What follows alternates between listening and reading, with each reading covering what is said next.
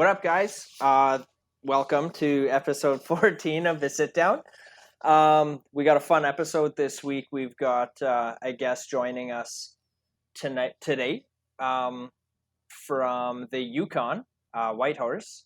She is the lead singer and the face of Paris Pick and the Pricks.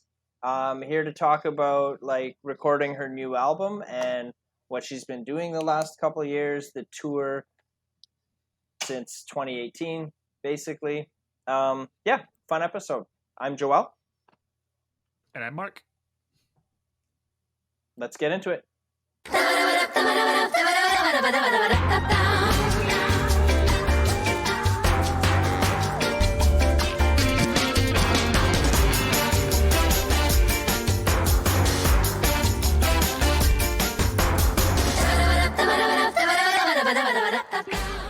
Welcome, Paris, and can you introduce yourself, who you are, what you do, where you're from, etc.? Yeah, hello everybody. Thanks so much for having me. I'm based out of the Great White North. I'm here in Whitehorse, Yukon, where it finally got warm after many months of very cold weather. I'm originally from Vancouver, born in North Vancouver, and spent a majority of my years between Squamish and Port Hardy, Vancouver Island. If anyone's been there before, some lovely places. And I'm a singer-songwriter and performer. I've been performing since high school. And it's been quite a great trade to get into, I guess. Wow. Okay, so basically the first question that came to mind, why did you move to Whitehorse? Yeah, I get asked that a lot. Well, when I graduated from high school, I had this. Okay, I'll give you the full story. So I had this boyfriend, obviously, who, was being a handful, and he's like, "Oh, we need to break up. It's the last year of high school," and I was like, "Man, this really sucks." And he was leaving me to go be at an eco village in Victoria. And I was like, "You're leaving me to go be with hippies at some village?" And me, out of spite, decided that I was going to go to eco villages all across Canada. And I got to the Google, I went to my computer and was like, well, if he's going to a village, I'm going to go to all the villages. Like, fuck him. So I found a list of random eco villages and messaged a handful of them and was like, yo, I want to come, work on your farm, do what's it called? Kind of like couch surfing, but woofing. Yeah. Where you go work and live with people. And it was, I guess, to get out of my, my upset mindset. And I did pretty much like a whole like summer's worth of hopping around different eco villages around Canada. Only to realize that the hippie lifestyle was not for me, by the way. Like, I craved a bottle of Coca-Cola more than anything. I craved a burger from McDonald's. And, people in these villages would usually frown upon such fantasies. So I realized that wasn't the life for me. And I returned to my hometown in Port Hardy, where I graduated from high school. And I was like, wow, well, all things said and done, that was a cool experience. And by then I was long over Mr. Whoever, I was like, oh, at least I'm over it. Turns out there's a lot of long, pretty haired boys out there. So that wasn't an issue anymore. And I met this Quebecois traveler who she told me, you shouldn't stop traveling now. Like, if you're just getting into it and you had a good time. She's like, do you want to go up or down from here? And I was like, what do you mean up or down? And she was referring to being, where we were on Port Hardy, Vancouver Island, to like going down to Washington, D.C. or going up to the Yukon.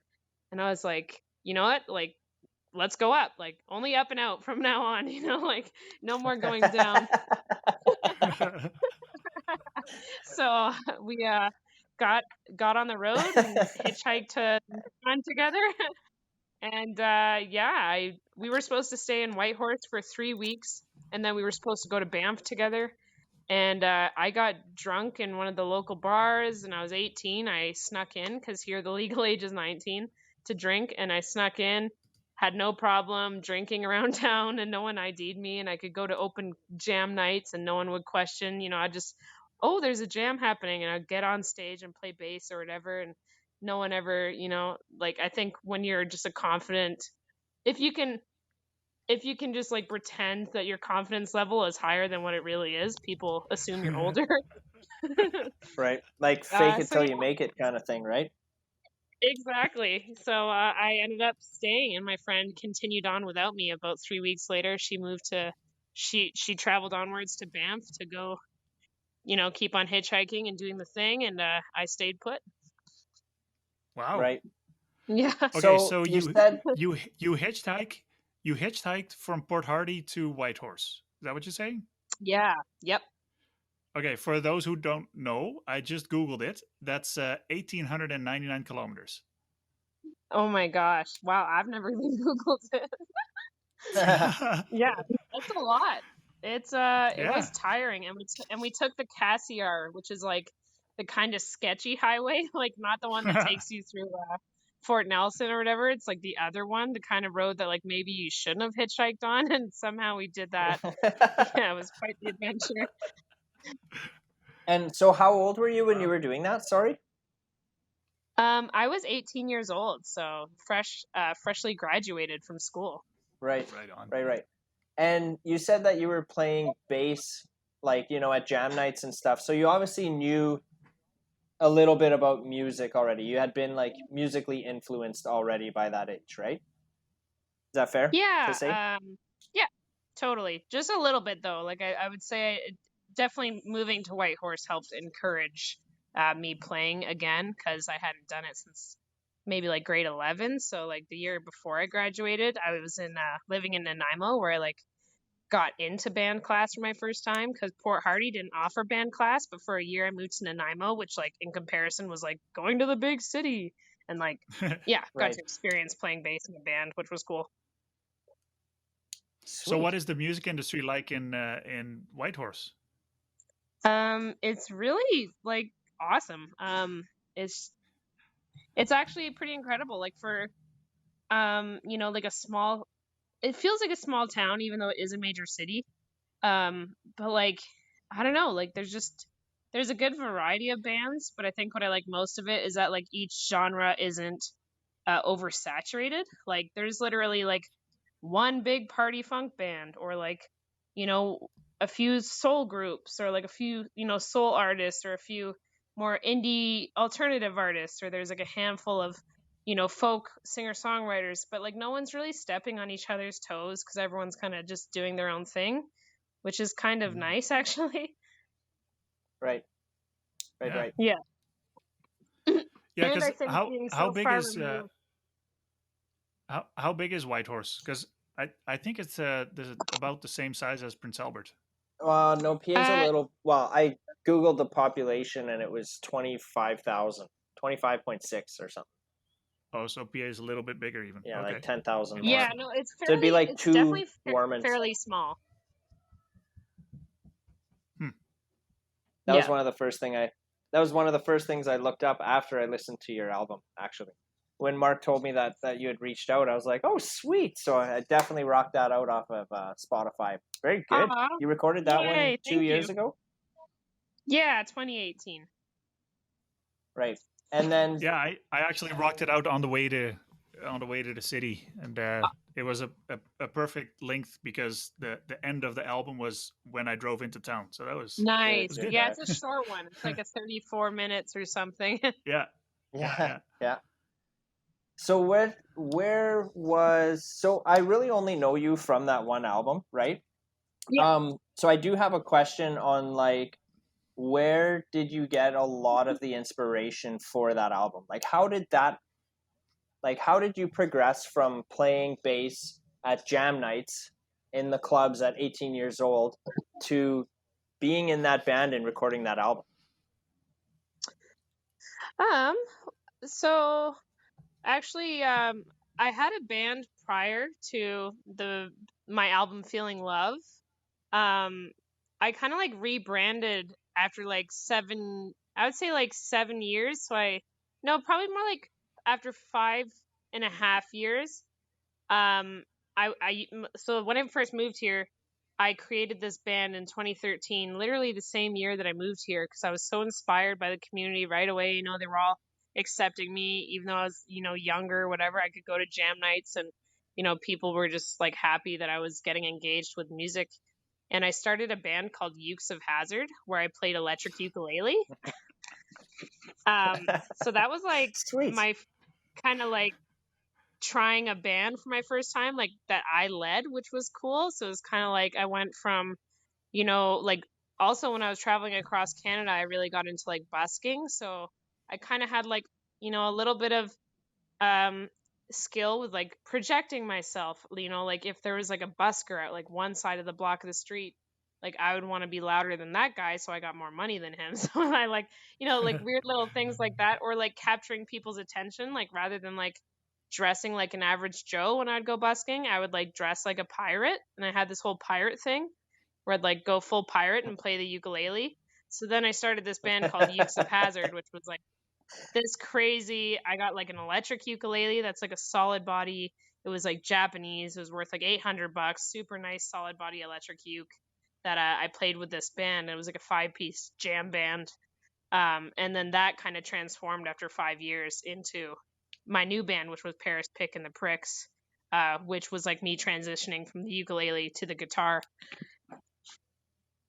But Cool. that album Feeling Love, I'm still playing electric ukulele, so that was literally like the tail end of those days. Like it was letting go of the Right. ukulele. Yeah. So Right. what does your new album look like then? Is that more of an extension, or is that okay, your previous album that's done, I'm doing something else now?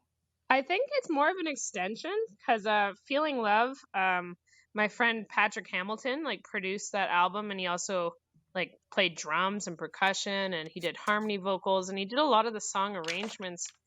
And I think Patty just like he brought something out in me that it really needed to happen, which was just like, you know, like all my friends, even my partner, my boyfriend, like I had been playing ukulele for a long time, and I was originally a bass player. I had bass playing from high school, but for some Mhm. reason, like ukulele was like my vessel to like deliver all my songs because I found it too hard to play bass and sing. So I ended up kind of like using ukulele as this like middleman to get what I wanted across. But then I think Patrick, when he recorded that album with me, was like, like you can stretch yourself out farther. Like you can do something even wider than what you're doing now. You can try something new, try something fun, like get crazy with it, And I think Yeah. Yeah. that's kind of like, my new album, I'm still trying to channel those vibes. Like, cause it turns out just cause you learned an instrument and you're comfortable on it doesn't mean you should just like stick it, like just stay there for the rest of your life. Yeah. Like just, Yeah. yeah. That's right. So yeah, I'd say this next album's like, I've got even kind of more confident in my ability to be able to like, write keyboard parts or like come up with horn parts or, like do more on my own, which last time round Patty did a lot of that, which is like awesome. But Mhm. this time I'm trying to challenge myself to be like, oh, wait a minute. Like I, I have this whole world of, um, just like tools in front of me and I can use them. Yeah. That's awesome. Yeah. And when do you think that album is coming out? Is it planned for this year or? So it's the tentative plan before COVID. Everything's like pre-COVID. It was gonna Yeah. be October of this year, and I feel like there's still a chance that it could be fall of this year. But I also don't want to like, you can't rush great things, and also a main reason I might want to hold back on releasing it is that I really want to have a album release concert where people Oh can yeah. come and dance. So Yeah. obviously like I have thought about like I could just release it online and then do a release concert at a later date when like restrictions have been lifted. But Yeah. yeah, no, I think hopefully like sometime the fall of this year, or if I choose to postpone it till next year, then I might do that. But I would like to maybe bring music to the people sooner, because now's a good time to like keep people happy. Yeah. Right. I have to ask, are there plans to put it on vinyl? Yes. Oh, we need to be in Fi- touch. yeah. Finally, no, it's I just did my first tour across Canada in October of 2019, and I got asked a lot, like at my little merch booth after a show, like it'd be like, "Oh, do you have vinyl?" And I was like, "Man, people like the thing is like Whitehorse is kind of behind the times. Like people here still listen to CDs, or it's all Mhm. like people's phones. Uh, Yeah. but in the city, I guess it's like all the the hip youngins really they like their vinyl and cassettes and whatever. Yeah. So I'm assuming your previous album was not on vinyl then. No, yeah, just CD and Okay. online. Although I thought Yeah. about getting it like remixed it and like mastered it and put it out on Mhm. vinyl, but that might be something I do later down the line. But for now, like it's such Right. an investment as is, you may as well, keep it for like something that's going to be fresh and new. Yeah. Fair enough. But I know people, so Cool. Yeah, I kind of know this guy who is he's Dutch though, so maybe I can hook you up oh with yeah. him. Okay. I don't know if you want to talk to him Yeah, though. his name's Mark, and he owns he's Funky Moose Records. yeah, he's referring to me. I have a pretty So No, solid yeah, vinyl collection that's at home. freaking I'm awesome. like, yeah, like when I go out and support a band, I feel like also vinyls are a great way to like I mean you could they're worth more money, right? So like whenever I go see a band, I definitely try as a vinyl collector. I definitely, I'm like, "Yo, do you have any vinyls?" Because if I can buy yeah, a t-shirt and a vinyl, I know that they're probably, that pays for more of their gas than like just me using their Right. Spotify or something. yeah, exactly. If you stream it on Spotify, they get like 96 cents or 0.00 something. cents. Yeah. No, physical sales are still better for artists as long as you're not strapped to a record label that is taking you for every cent that you make. Right. Yeah. Um. Speak.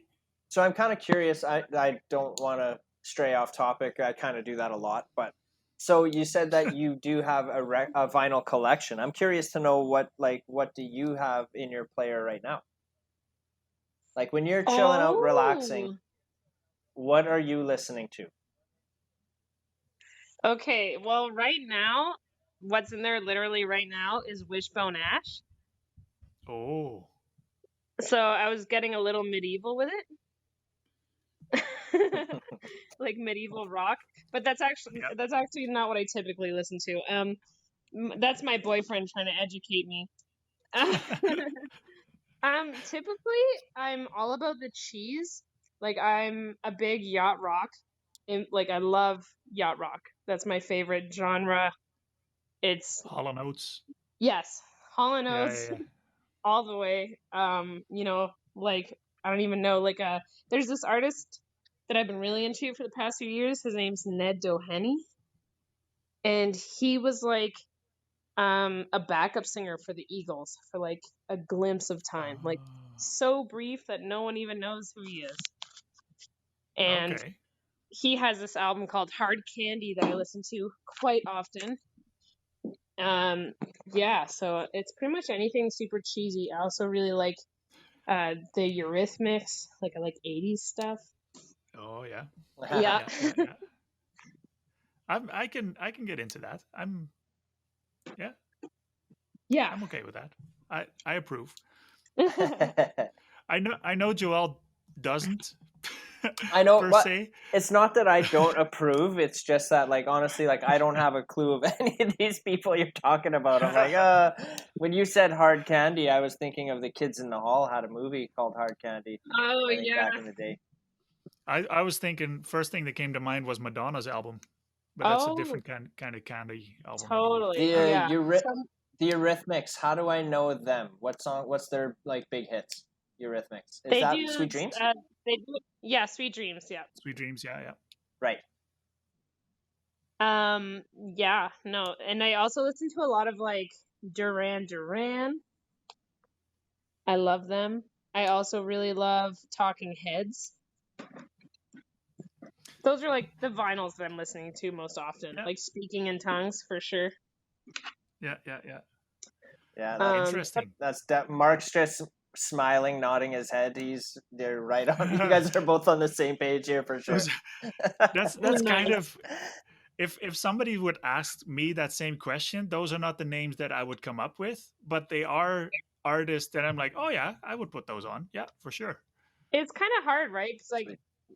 you know, my whole vinyl collection, like when you have everything from, you know, your like my, you know, my B section is like Beastie Boys, Beatles, Black Keys. Like, you know, I got See, everything. there you go. Now your B side is like my A side. Yeah.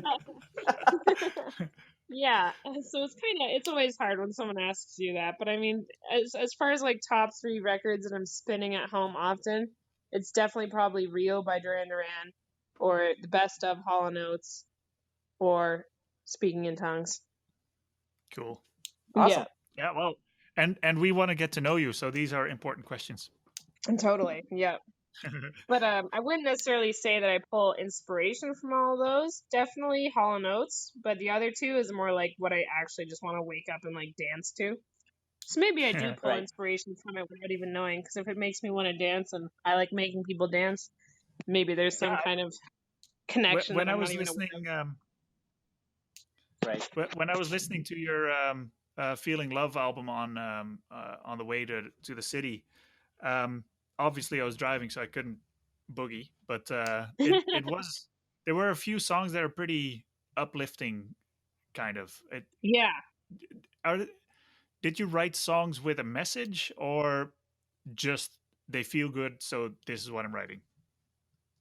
I would say that I definitely write from like how like I'm definitely an emotional writer, so I'm usually writing how I'm feeling. So you know, if I wake up and I got like a pep in my step and I feel like freaking life's awesome and I want everyone to feel how freaking stoked I am on life right now, then maybe some of those songs are coming from like that point of view for sure.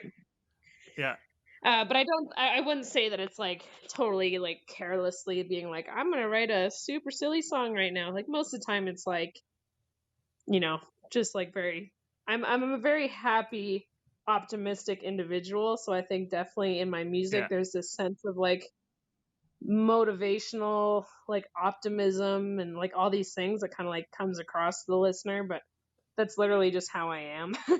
yeah. Yeah, the one song from that album that kept sticking to me even the day after was "Presence in This World." Oh, That nice. one, it just stuck in my head and wouldn't let me go. So I'll probably It's be the playing that super later. fun percussion intro on that one. The crazy Yeah, yeah, percussion exactly. intro. Yeah. Um, So Joel. I've got a question. When you are writing a song, is it like Yeah.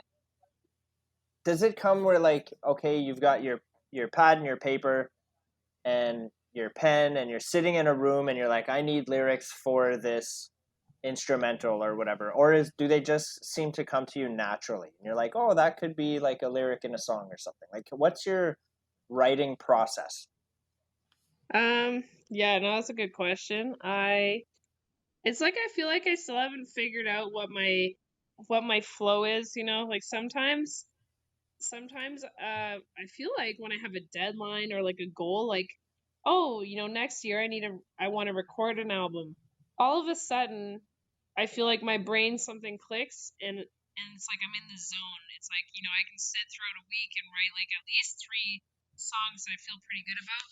But I feel like also there's something to be said about like if I try too hard, like if I wake up and, you know, just like, oh, I gotta write a song right now, you know, like and try and force it out. Like actually I tried to do that a few days ago, and it just all went to shit. Like I tripped over one of my guitar pedals. I like hit myself in the face with my guitar, like somehow like ripped my lip open. I was like, how is this happening? Like I literally just tried to like have a nice little session with myself, and somehow the world just didn't want it to happen. And I was kind of like Yeah, in an aggravated mood, so it just wasn't helping. So I think most of the time I'm definitely in a kind of organic state. But I don't really have a schedule. I literally, like, sometimes I pick up my guitar and, you know, something just happens. And that's usually the best songs, is when it's just supernatural like that. Other times, you know, I've written like a melody or, you know, a guitar part, and then I do nothing with it. And then years later, you know, I'm like, oh, I can finally use this, like, you know, which Yeah. is kind of cool. So on this upcoming album, there was 2 songs that I wrote like 2 years ago or something. Didn't use them. Thought they weren't good enough to record, but I was playing them live. And then I totally rewrote them, scrapped the song, rewrote it, but like kept, you know, the chord progression or whatever, rewrote all the words, and all of a sudden had like 2 songs that were worthy for my album. And I was like, whoa, like, man, those were songs that I would have not considered, you know, ready at all like a few years ago. So it's kind of cool how they morphed into something better. And actually Right. they became better because I got rid of a bunch of other chords. Like, you know, the 2 chord song is actually like the most pop friendly, like listening, happy, like, I don't know, like sometimes I was just surprised that if I tried to overcomplicate, it didn't necessarily make it better. Right. Right. Yeah. Simple. This. What's the saying? Simple Keep and it simple, effective. stupid. Keep it simple. Yeah. Yeah. Yeah. Yeah. Didn't Elvis Presley So only know yeah. like 2 or 3 chords on the guitar? I think so. Oh, Yeah. I think he only I knew probably 2. wouldn't be I think. surprised. Yeah. Yeah. I know Freddie Mercury, he knew how to play the guitar, but he only knew the chords to one song, and whatever those chords were he could use in other songs, but he couldn't play the whole song Yeah. because he only knew those Right. chords. Yeah. Sweet. Yeah, no, that's pretty much it. So, and I mean, you know, like I'm still fairly new on guitar. Like I'm going on like year 2 of playing guitar. Mm-hmm. So, like I'm originally a bassist, and then I, you know, played ukulele for 5 years, and then someone taught me that like most of the shapes on ukulele could totally, like, they're the same shapes on the guitar. You just need to, like, you know, transfer all that information over. So I was like Right. learning guitar, and it turns out I did know way more than 4 chords on guitar. I was like, oh wait, like I actually know lots of chords. I just, like, I didn't know that I knew. Yeah. I'm actually trying to learn how to play the guitar with an actual instructor. He is very patient. I'm not. Yeah, So it's that's good. it's just that whatever chords I just can't remember them. Like Mm, I do them. He teaches me which fingers go where. You strum. That's the sound it makes. Great. And then you try it the next time, and it's like that didn't sound the same as when I played it the first time. And then I get frustrated and then put the guitar away. So yeah. Well, I wish you luck. I hope it gets easier. Because I tried to play guitar in high school before I picked up the bass. Because you know, everyone wants to start on guitar. Like when you're a young kid, yeah, that's the instrument, right? It's a cool instrument. yeah. And I remember trying to play an F chord, and I just lost all hope right away. I was like, nope, that's too hard. It sounds like shit. Like my fingers will never be strong. But Nope. then, you know, 6 years later, after playing bass and playing ukulele, my fingers could totally play an F no problem. I was like, why did I not do this Yeah. sooner? Well, that's actually what my guitar instructor was telling me. Like, if you can master this right now, you're golden because you can just play all the chords. If you can do this, you can do the rest too. I'm like, Yeah. okay, let's do this. And then I couldn't figure it out, so I was like, yeah. And like in a way, yeah. And I feel like, you know, I had a friend of mine put the ukulele in my hand.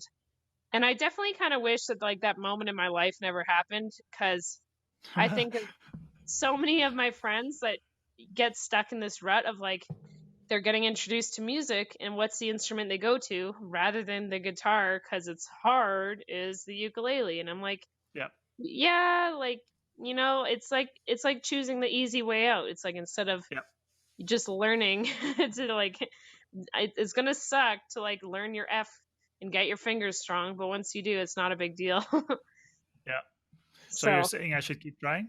You should keep playing guitar. Definitely don't pick up a ukulele anytime soon. Oh no, we have a ukulele here, and my wife plays that every once in a while, and I'm like, yeah, that's not me. Yeah, like I they're want a guitar. pretty, but and I know a guy Yeah. in Alaska who he really shreds a ukulele. Like if there's like a Jimi Hendrix of ukulele, it's this guy. But Really? Oh, I got. yeah, Send us the he's YouTube link.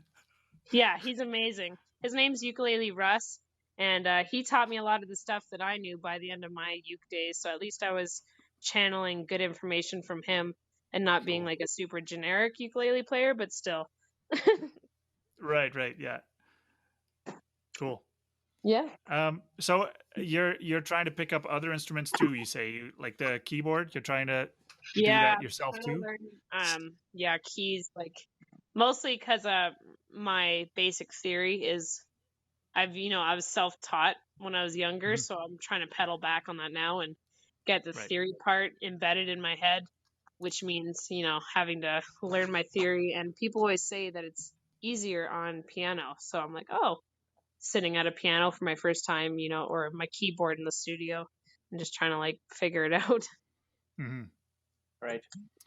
And it's also not that hard. If anything, it is easier than a guitar, because the guitar, it's like a keyboard repeats itself 6 times. Like each string Yeah. is like its own keyboard. But Yeah. yeah, no, it's actually like pretty fun. And keyboards are awesome because I use a setup at home in our little home studio where I can access all kinds of really dinky kind of sounds, and I really like dinky keyboards. Oh. Yeah, like just We get, like toy piano sounds, yeah. We need to see some pictures of that studio of yours. Mm-hmm. Yeah. I Is can that send some the for sure. studio where you'll be like finishing the recording of the new album? Is in that studio or? No, I recorded the demos for my album in my home studio, but it's not quite where it needs to be able to record like high quality products just yet. Although I'm Right. hoping in the near future it will be, because that would be awesome. Because recording's expensive, but I'm actually recording with a local engineer. His name's Jim Holland, and his studio is Green Needle Records. And it's my second time working with him. The first time I recorded with him was like a single from my band Ukes a Hazard. And now he's doing a full album, and he's on my level. Like, he loves cheesy music. His favorite band is oh my gosh, FM Steely Dan. Oh. Yeah. Yeah. That's wow. Okay. So For some reason, Jim Holland, his name rings a bell, and I don't know why. Would we know him from something? he had a project called Super Vibe, which, like, I don't know if he toured with Super Vibe. All I know is that he did sell quite a few copies of his album with Super Vibe, like in the early 2000s. But I actually don't know Hmm. about, like, Jim's kind of secretive. Like, I've all I know is the Super Vibe. I know that he was in that group, which is awesome, and I don't know what other bands he's been in. Maybe I'm just confusing his name with someone else.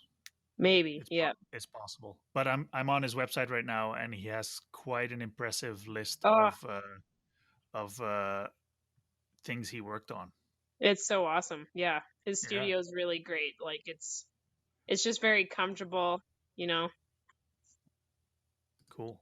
Yeah. I'm definitely looking him up now. In the new album, is it a lot like all the same musicians, or is there anybody new or somebody got replaced or? Yep. There's some common performers for sure. Actually, I think the only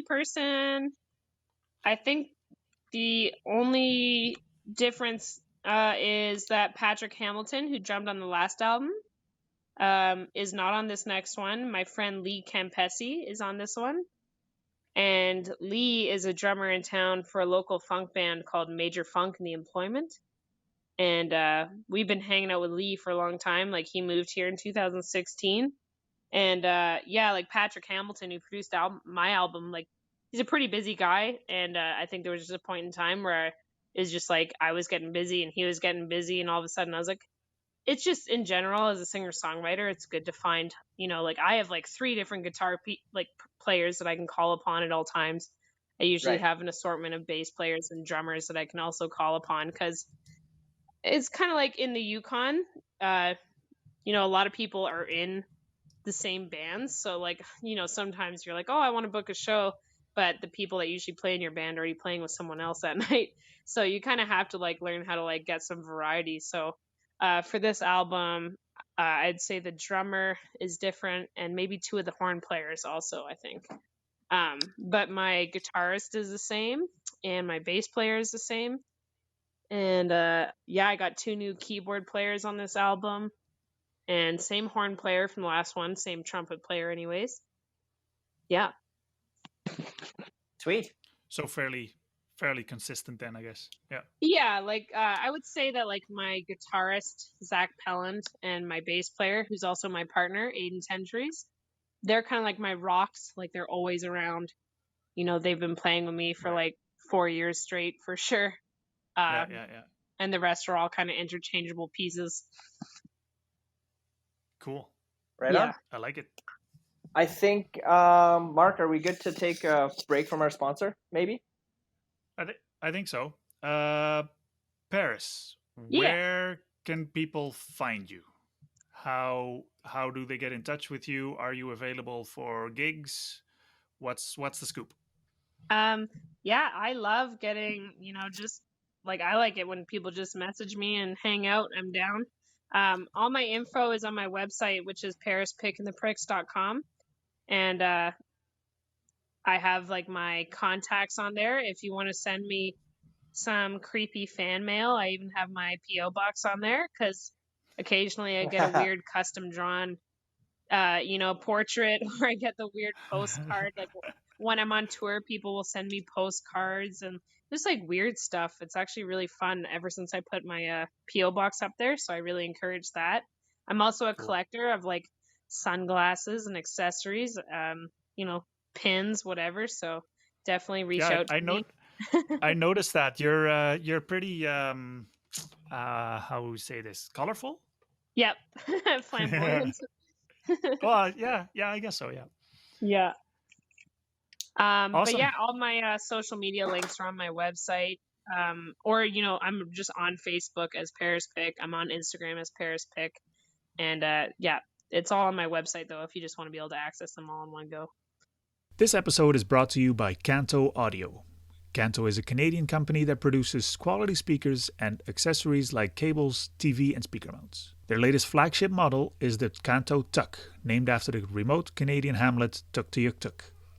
The speakers feature AMT tweeters, 13cm aluminum woofers, 65 watts per channel, and a wide range of input methods like RCA for a CD player, Bluetooth for your phone, Toslink optical input for your TV, and built-in phono stage, so setting up your turntable is easy peasy. Connecting them to Canto's sub-6 or sub-8 subwoofers complete the full-range sound that anyone will enjoy. They come in 2 colors, matte black and matte white, and they're available at Funky Moose Records via fmr.fm/tuk. That is fmr.fm/TUK.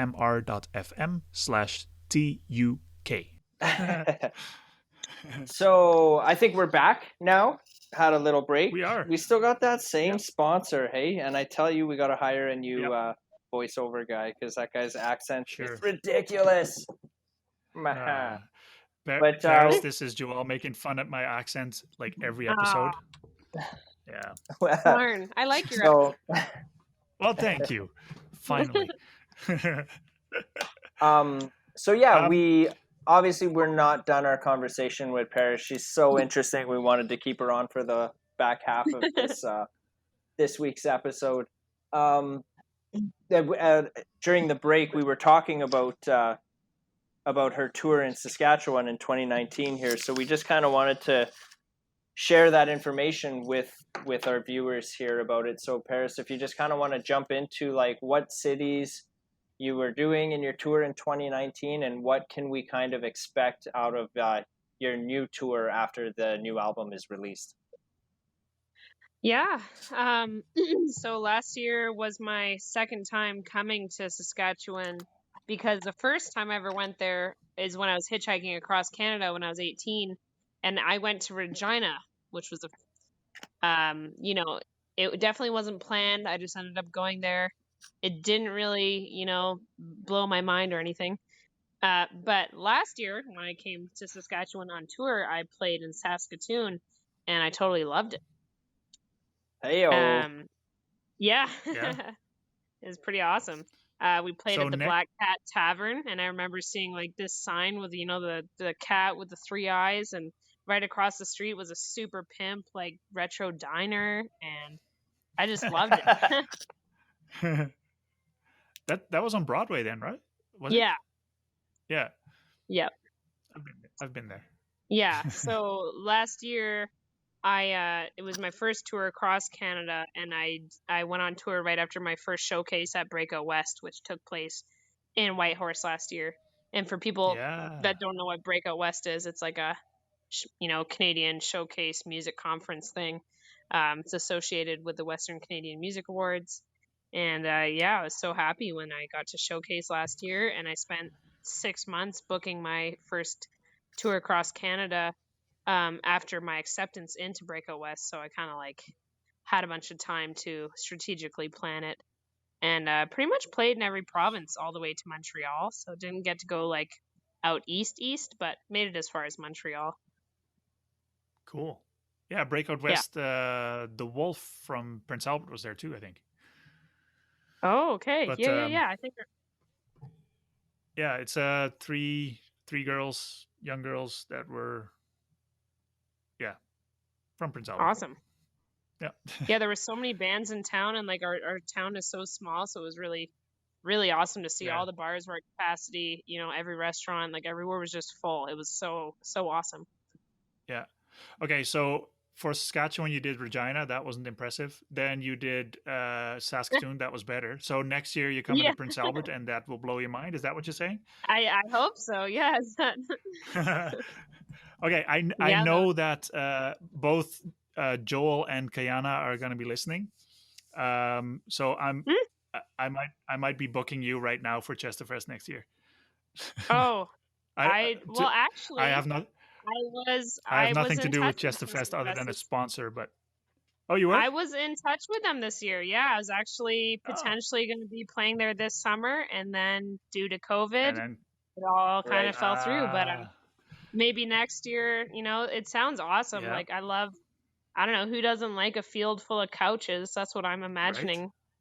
Yeah. Sounds awesome. It's exactly Yeah. exactly what it is. I think if you look on my Awesome. Instagram, there might be some videos that from that day or that weekend, I guess. Yeah. So awesome. Yeah, no, I was literally like, they had, sent me a proposal and everything. So maybe next year is the year. Chesterfest, Paris pick. Yeah. Yeah. There you go. It'll NPA will blow your mind. Oh, awesome. Joel is raising his eyebrows like, settle down there. It might be like a deja vu of Regina. Oh, yeah. I mean, But no, it's funny because Chesterfest when I was pretty sweet. hitchhiking.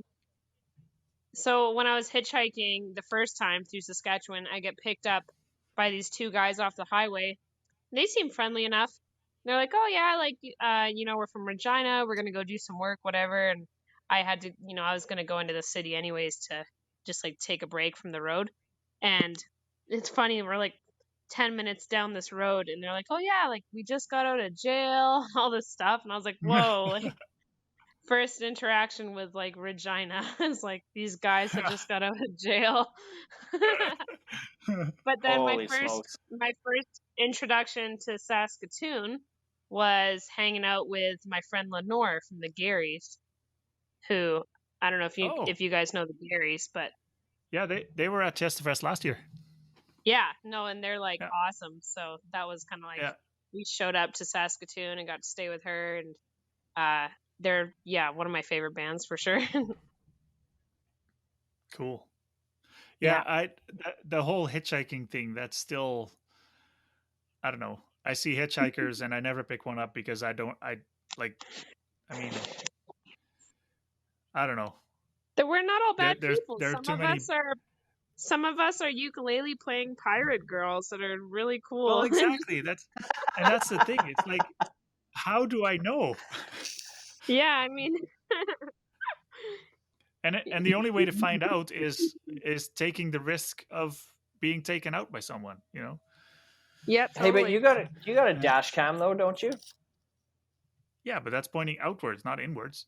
Well, if you're gonna pick up a hitchhiker, just spin it around, right? Point it Oh inwards, yeah. yeah. So we have on camera how my head get bashed in. Yeah, I get It's interesting though, because it's like as a hitchhiker, it's actually like, I feel like more often than not, it's the drivers that are like the ones that are like the people that pick up hitchhikers are always the weird ones. But to the Really? average person, it's the hitchhiker that's going to make things weird. So I think there's probably like an equal portion of like probably weird Right. stories on both sides. But like for Right. the most part, I had nothing but Each is awesome people judging the pick me other, up. right? Yeah. Yeah, exactly. They're like, oh, the hitchhiker's dirty and creepy. And the hitchhiker's like, oh, the driver's going to be dirty and creepy. Yeah. Do you have any cool stories from hitchhiking? Yeah, It doesn't have to be music well, related. It can be anything. Well, yeah. okay, She so just said to the guy who continue, picked her up outside Regina. Well, I'm just kidding. I'll finish that story. So usually part of the rule of the road is that you don't go off the highway with strangers, right? But in yeah. this instance, I had run out of food and like usually I had a box of cereal or something in my backpack. I needed to get to a city anyways to like restock before I kept traveling. So when these guys picked me up, they were like, "Yeah, I'm already off the highway. I'm heading towards Regina with them." And they're like, "Yeah, we just got out of jail.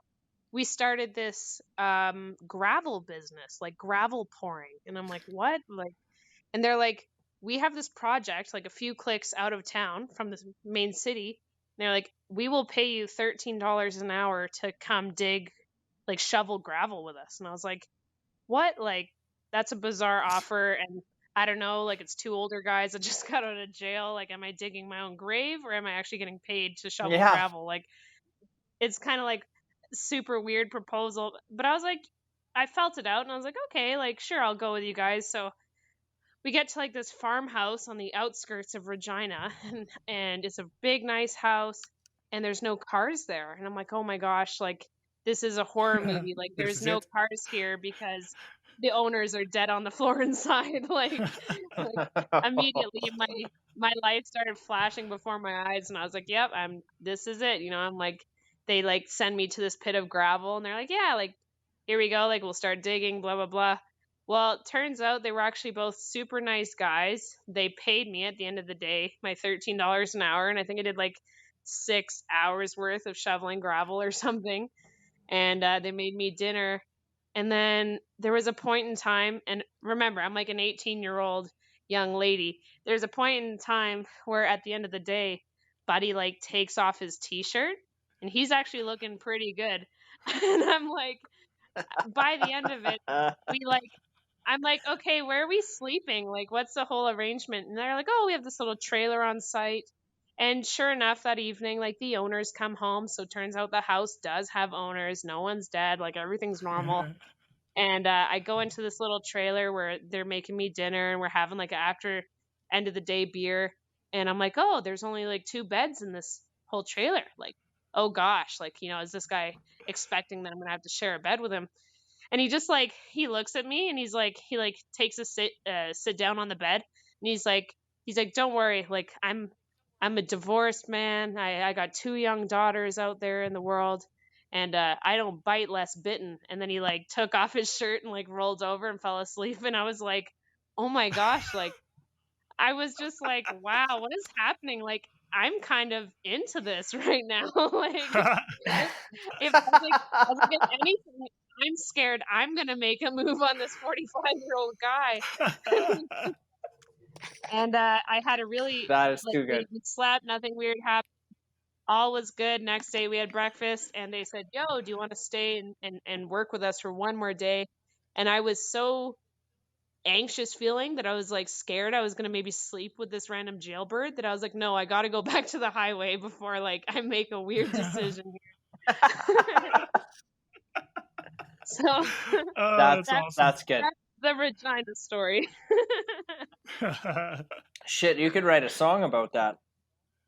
Totally. Yeah, you Yeah. should. It's like Yeah. when you think the bad guy is gonna like come for you, but then by the end of it, like you're kind of more like the bad guy. It's pretty That's funny. awesome. Yeah. Do you need another song for your new album? Why you want to write one? No, you just wrote one yourself. Oh yeah. I got a title for you. You can call it "Easy Way Out," like what you were saying about learning the Ooh. ukulele over the guitar. Yeah, it'd be the easy way out. Yeah. No, it's pretty deep. Or I don't bite unless bitten. Yeah, don't bite less bitten. Yeah. So good. I love that he said that. Just like rolled over. So amazing. He kind of looked like Julian from Trailer Park Boys, you know, but like more slim, like a better looking Julian. So it was kind of dangerous Right for on. sure. I was like, oh, this is where I like call my mom and tell her I'm like married to some jailbird that's way too old for me. Shoveling rocks. Mom, I Good married thing. Julian. That's awesome. Yeah. So do you have plans for whenever COVID ends? Yeah. For touring wise? Totally. So how I was talking about, like, the original plan was to release my album in the fall of this year. Kind of like based around different showcases and festivals. But one of them is Focus Wales, which is taking place in the UK, and it's a showcase that I've been accepted into. And I was gonna like release it like the month before I went to Wales, so that people could hear about it, and then I could go and do my first international showcase. And I was kind of hoping that I could do like my first European tour, and I was literally just starting to book my first European tour as COVID hit. So I had like 3 potential locations, and then all of a sudden I got like a bunch of messages all in one day. That was like, oh, due to COVID, like no one's booking anymore and all this stuff. So it kind of shot my plans for this year. But I have a feeling that what I would like to do is like my first promotional tour of this record will probably end up being in Canada again. So I'll probably go across the country. But then I would like to go to Europe like right afterwards. Yeah. Cool. Because my mom and dad were both from the UK. And that's kind of like I have a bunch of half brothers and sisters over there that I've never met. So it'd be a cool opportunity to go and just do Europe and, bring my new album over there as well. Yeah. Right. But going across Canada is like when I did it last year, I was really excited about, it was going to be my first tour across Canada. And then you do it and you realize how friggin' big Canada is. And it's like, it almost makes you wonder if you're actually willing to do that again, because it's a lot of driving. Yeah. You didn't hitchhike that, did you? No, not the tour. Yeah, I bought a 2006 Dodge Caravan. Oh. And it made it all the way to Montreal and back? Yeah, it did. And then it died its first winter in Whitehorse. It couldn't survive the winter, but at least it took me on tour in the fall. So. Well, that's the most important part, I guess. Exactly. It served its purpose. How soon, yeah. Like, how soon after an album release is a tour normally planned? Like, is it relatively quick, or, do you wait a couple months first and like? I think there's like it's kind of up to you, because you can like, you can do like, multiple CD releases, because you could do an album release that's like only in, one territory or province. You can do a bunch of different kind of things, or it's kind of like, I think someone once told me that an album is like, you can promote a new record for like a maximum of 2 years, which is pretty much what I've done with Feeling Love. So I kind of followed those guidelines of like, I had like I released it in 2018. I did a small tour to British Columbia when I first released it, like literally like. Oh no, I did a tour of the album um throughout BC, and then I came back to Whitehorse and did the official concert. So the like touring, going on tour and then doing a release concert in your town afterwards is kind of good because like people see all your social media, you're out and about and you're getting all hyped up, and then when you come back to your hometown, people are like more excited. So I think that's what I did with Feeling Love. So I'd probably do something like that again, like go across Canada, promote it, and then come back to Right. town. Yeah. Very cool. Yeah, cool. Right Yep, on. Yep. I like Yeah. it. So it's a lot of fun. It's been a struggle, like learning I've gone on 3 tours, I think. Yes, just 3 tours. So 2 of them were tours of BC, and then one was right across Canada. And I think I'm learning that like when I'm on the road with my band, I just really crave like more estrogen because I'm the only girl in the band. So, with me and 4 guys cooped up in a 2006 Dodge Caravan, it gets just like dirty, and I'm always fighting them like to like keep the van clean. Like no eating fast food in the van because that's just mean for everybody. And like yeah, just just like some housekeeping stuff that gets a little difficult when there's no one there to back me up. Yeah. So I think my next tour But across Canada were there any I guess the band is still together, so there weren't any major concerns there, I guess. Yeah, totally. But it does suck when like if one person in the band gets sick, probably everyone gets sick. So like on our last tour, the tour across Canada, like I really wanted to be in good spirits for when we got to Montreal, because like Montreal is probably one of my favorite cities. And Mhm. sure enough, like like right as we're pulling up to this like weird little crusty gig in like Sherbrooke, I get like a really icky cold, and I'm like, no, like I'm about to eat my first smoked meat sandwich. I'm about to like, probably like do acid and go to some weird jazz club somewhere. And I couldn't do any of those things because I got sick. I was so No. sad. I was like, So when damn you it. when you mention these little bars, is that what type of venues do you usually play in? Is it dive bars, festivals, anything you can get your hands on, uh, community Um, halls in a small town? I would say like in like as a band is starting to get its name out there, you kind of take whatever you can get. But Mhm. I'm definitely already at the point because I guess I've been booking shows and doing shows across like Canada now for like 7 years, like if I include like my Yuxa Hazard band. And Mhm. I think I'm over like Irish pubs. Like I just have a rule. I'm like no Irish pubs. Like, if people want to eat a burger and watch TV, like that's not my audience. Like I need people that are going to be there to watch me, not the Yeah, TV. yeah, Right. yeah, yeah. Like people that want to get up and Um, dance, right? And you don't want to be the totally, yeah. background noise. Yeah, and like, I'm into playing uh like maybe not clubs, because clubs are usually specific to like people that are expecting like electric music. So there's like a fine line between like finding venues that'll actually like people want to get up and dance, but they're not going to be mad at you because you're not like an iPod. Like it's like you're not playing top 40, you're playing original content. So, Yeah. it's like usually what I did for my last tour is I reached out to the music organizations across Canada, like Sask Music, or like here in Whitehorse we have Music Yukon, or like those organizations.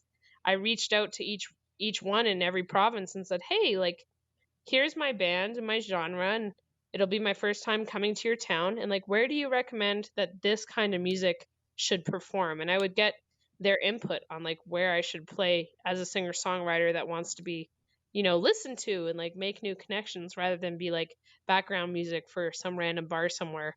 So Yeah. that was Right. definitely made it a lot better. Like we definitely got to play some really cool venues across Canada because of that. Sweet. That's awesome. But like I definitely love like festivals are like usually some of the best experiences because you're just there with like such a huge, collective group of other artists, which is always such a good time to meet like your fellow artists and to go see other bands. Like I think I'm definitely leaning towards like this summer I was supposed to go play 2 festivals, 3 if I include Chesterfest. But like I was really looking forward to a summer of just festival hopping. It's kind of like more my style, really, Yeah. because it's more Yeah, of an and experience. yeah, and listening to your music, it would definitely fit at a festival like Chesterfest. Yeah. Yeah. Oh, good.